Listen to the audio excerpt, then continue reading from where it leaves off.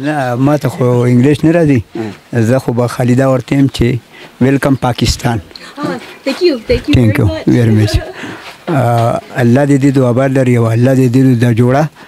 نه خرابوي. خو زه دې ته یوه جزانه غوندې اپیل کوم چې دا زمونږ یو میلمانه ده او میلمانه چې کوم دي دا د پښتنو وي نو زه د دیر دیواړۍ د دیر ته چې ما قدم کې خو د هوښیارۍ ادارې ته نو زه دا وایم چې ګرانو مینوالو زه دې ته یو ریکوست کوم که خفه کېږي نه ینده دپاره سوشل میډیا دا بایکاټ وکړئ او دویمه خبر دا ده چې دا زمونږ یو خور د لورم ده چې دې ځله راغله به چې موږ په دې باندې څادر واچو د دې د حیا زمونږ حیا ده داسې نه چې د هوښیارۍ دري او د بیا زمونږ د دیر د بچو د شازلمو د ننګیلو پاړګۍ چې کوم اوچتې هغه لاندې نه شي نو موږ دې ته صرف په ریکوست باندې دا ویو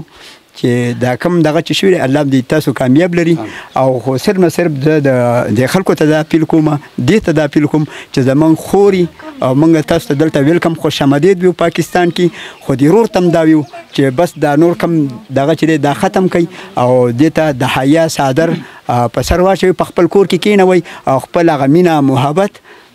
سره ساتئ د دې دپاره کله ما نه میډیا والا دا بیان تړي دي په لار کې خلک د کم ځای نه راشي انټرویو ته پې پابندي هلې ګور خبر دا ده که نه چې زما خو تاسو ته پته ده چې رحمان ګل د هیرې په ورځ شوی نه دی